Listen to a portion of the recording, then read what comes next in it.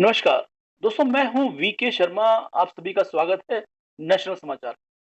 जैसा कि आप जानते हैं, हम आपकी मुलाकात कराते हैं किसी न किसी खास शख्सियत के साथ में। आज हम मौजूद हैं एक ऐसी खास शख्सियत जो बॉलीवुड में काफी नाम कमा रहे हैं।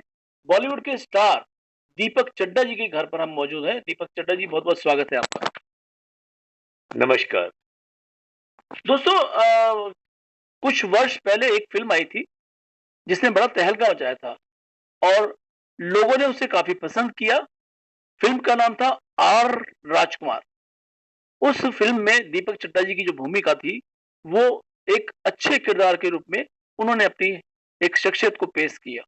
वहां पर उन्होंने अपनी पहचान बनाई और उसके बाद से लगातार बॉलीवुड में अपनी छाप छोड़ते जा रहे हैं। ना केवल फिल्मों में बल्कि वो टीवी सीरियल्स में भी अलग अलग तरह के किरदार पेश करते हैं। आज बॉलीवुड की जो स्थिति है, बॉलीवुड की जो फिल्मों की दशा है, उसके बारे में हम सीधी बातचीत करने के लिए दीपक चड्ढा जी के साथ मौजूद हैं।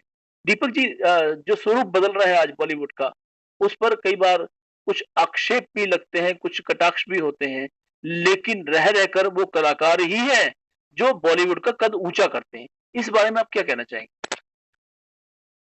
देखिए, बॉलीवुड में जो भी फ़िल्म्स बनती हैं या किसी भी इंडस्ट्री में टॉलीवुड, हॉलीवुड में बनती हैं, वो समाज का ही एक आईना है और वक़्त के साथ बदलना और वक़्त के साथ चलना ही ज़िंदगी का दूसरा नाम है।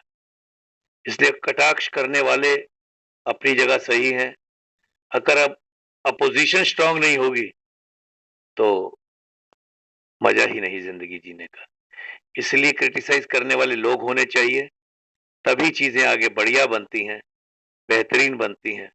और सबसे बड़ी बात ये है कि जो दिखता है वही बिकता है। तो आज जो आप लोग खरीदना चाहते हैं वही बनाया जाता है। आप चाहें तो बायकॉट कर दें ऐसी फिल्मों का, जो पिछले कुछ दिनों में हो भी रहा है, तो वो फिर आगे बननी बंद हो जाएंगी। वही बनेगा जो आप लोगों को पसंद है।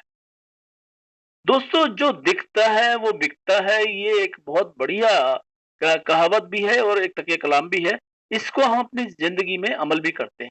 और खुशी की बात ये है कि बॉलीवुड, जिसने हमारी जिंदगी में काफी बदलाव पैदा किए हैं, अगर हम जिंदगी में प्रेरणा लेने का काम करते हैं, तो कुछ ऐसी फिल्में होती हैं जिनसे हम सीखते हैं।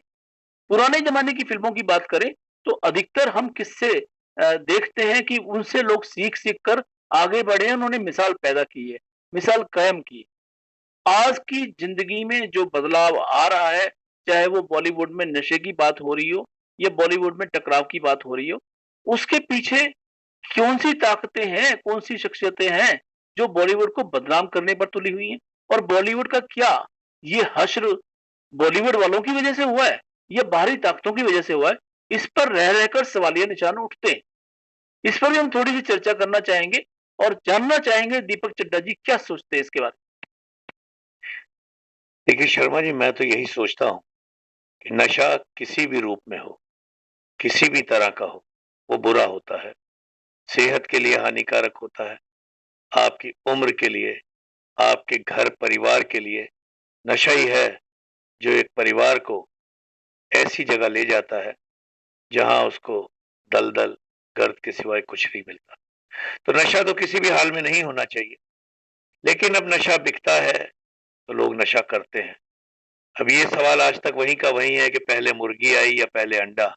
तो इसी तरह अगर नशा बिकना बंद हो जाए, लोग नशा करना बंद कर दें। तो मेरा तो यही मानना है कि सरकार को कुछ कड़े कदम उठाने चाहिए कि नशा बिके ही ना, तो लोग खरीदेंगे नहीं। अब इंडस्ट्री की बात रही, तो एक लोगों ने बना दिया है कि जी हम बहुत ज्यादा काम करते हैं, डिप्रेशन है, इसलिए हमको मेंटली रिलैक्स होने के लिए शुरू शराब से होते हैं, खत्म कोकीन पे होते हैं। हर नशे का अंत बुरा ही होता है। मेरे हिसाब से नशा नहीं होना चाहिए, चाहे वो बॉलीवुड हो, चाहे वो मेडिकल लाइन हो, चाहे वो एयरलाइंस हो। नशा कहीं नहीं होना चाहिए। में? दोस्तों, दीपक चड्ढा जी ने बड़े पर्दे पर अपनी अभिनय की छाप छोड़ी है। साथ साथ जो छोटा पर्दा है, यानी टेलीविजन की दुनिया में भी उन्होंने नाम कमाया है। और आजकल वेब सीरीज का भी जमाना है, वेब सीरीज में भी काफी अच्छे तरीके से अभिनय करते हुए नजर आते हैं दीपक चड्ढा जी। क्या क्या है उनकी पाइपलाइन में, कौन कौन सी योजनाएं हैं और किस नए रूप में वो आने वाले समय में दिखाई देंगे, जानते हैं दीपक चड्ढा जी से। देखिए, जो आने वाले प्रपोज़ल हैं, वो तो जब आएँगे तभी आप लोगों को पता लगेगा। सूरज जब निकलेगा, तो खुद ब खुद दुनिया को दिख जाएगा। मैं बता दूँ कि सूरज निकलने वाला है और आसमान पर बदली छा जाए और सूरज ना निकले, तो लोग यही कहेंगे कि दीपक चड्ढा बड़बोला है, बड़बोलेपन में बता गया जो नहीं आया। हाँ, जो गुज़रे वक़्त का काम है, अभी रिसेंटली आया है, उसके बारे में बता दूँ आपको। अभी मेरी रिसेंटली फ़िल्म रिलीज़ हुई है गिन्नी वेड सन्नी, पॉइज़न 2 मेरी एक वेब सीरीज़ रिलीज़ हुई है और एक सीरियल मेरा चल रहा था, फिर लौट आई नागिन। तो कई चीज़ें हैं जो कर रहा हूँ और कई फ़िल्में मैंने की हैं, जिनमें अरशद खान की पहली Nazar Ka Pyaar, trump card, shadow, Tanu weds Manu, R Rajkumar और बहुत फ़िल्में हैं, जिगरिया।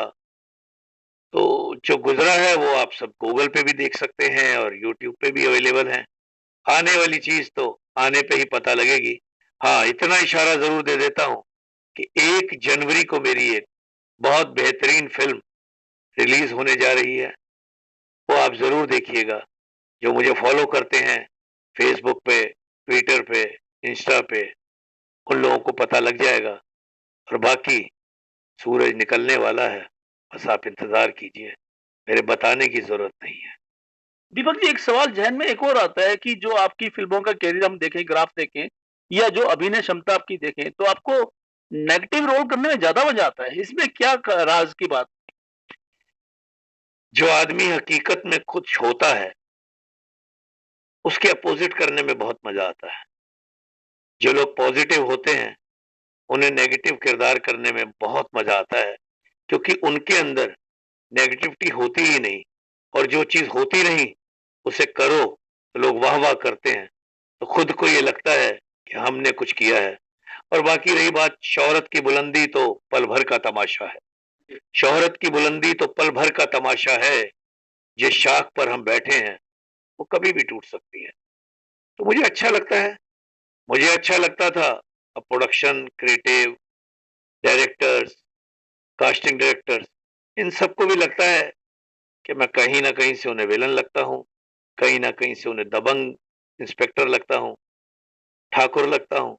जो मिलता है, उसे मैं उसकी रज़ा समझ के ग्रहण कर लेता हूँ। अब उसे आप नेगेटिव कहें या पॉज़िटिव कहें, लेकिन मुझे अपने किरदार को करने में मज़ा आता है। और रही बात नेगेटिव ही नहीं, तन्नू वेड्स मन्नू में मैंने नेगेटिव नहीं किया। अभी जो मेरी पॉइज़न 2 आई है, उसमें भी मैं नेगेटिव नहीं हूँ। एक शरीफ डायमंड मर्चेंट बाप हूँ। तो ऐसा नहीं है, बस यही है कि नेगेटिव जो है वो याद ज़्यादा रहता है। नेगेटिव किरदार की उम्र बहुत लंबी होती है, पॉज़िटिव की कम होती है। जैसे आप अंदाज़ा लगा लीजिए, आप जहाँ रहते हैं मोहल्ले में, आपके 500 शरीफ लोग रहते होंगे, लेकिन आपको गिनती के भी याद नहीं होंगे। लेकिन एक बदमाश, एक गुंडा आपके मोहल्ले में आ जाए, तो 7-7 कोस दूर माँ कहती है कि बेटा सो जा, गब्बर आ जाएगा। बेटा सो जाए गब्बर आ जाएगा। दोस्तों, हम इस समय मौजूद हैं देश की राजधानी दिल्ली में और दिलवालों का शहर है दिल्ली और दिलवालों के शहर में हमारी दीपक चड्ढा जी का नाता रहा है। शुरू से ही वो यहाँ पर अपना काफ़ी समय व्यतीत कर चुके हैं। मुंबई नगरी में उन्होंने अपनी कर्मस्थली बनाई, कर्म क्षेत्र बनाया और अपने काम से लोगों का दिल जीता है। फिलहाल दिल्ली में मौजूद हैं दीपक चड्ढा जी। कौन-सा ऐसा काम कर रहे हैं, कौन-सी ऐसी शूटिंग कर रहे हैं, उसके बारे में भी जानते हैं दीपक चड्ढा जी से। काम तो मैंने अभी आपको बताया कि जो कर रहा हूँ, वो वक़्त आने पे सबको दिख जाएगा। फिलहाल तो मैं दिल्ली आया हूँ, मेरी जन्मभूमि है, मुंबई मेरी कर्म भूमि है, दिल्ली में है दिल मेरा और मुंबई में है जान। दिल्ली में है दिल मेरा और मुंबई में है मेरी जान, यही है इस दीपक चड्ढा निमाणे की पहचान। तो दिल्ली में आया हूँ, बचपन से यहाँ रहा हूँ, बहुत अच्छा लगता है मुझे यहाँ आके और झंडे वाली माता का मंदिर, जहाँ से मेरी तालीम, तरबियत, परवरिश हुई माँ के आशीर्वाद से, बंगला साहिब गुरुद्वारा, शीशगंज गुरुद्वारे, भैरव बाबा। तो बस दिल्ली में आजकल तो दर्शनों का दौर है, उसकी कृपा हासिल कर रहा हूँ, आशीर्वाद हासिल कर रहा हूँ, ताकि कर्मस्थली में जब जाऊँ, तो जितनी रुकावटें हैं, वो माँ के आशीर्वाद से, बंगला साहिब गुरुद्वारे बाबा जी के आशीर्वाद से सब खत्म करके जाऊं और ऐसा कुछ करूं जाके कि फिर आप लोगों के दिलों में एक छाप सी छोड़ जाऊं और दुनिया छोड़ने से पहले आपके दिलों में नजर आऊं। दीपक की रोशनी से मेरे ख्याल से परिवार भी सुकून महसूस करता है, समाज भी सुकून महसूस करता है और देश में एक उम्मीद की किरण जगती है।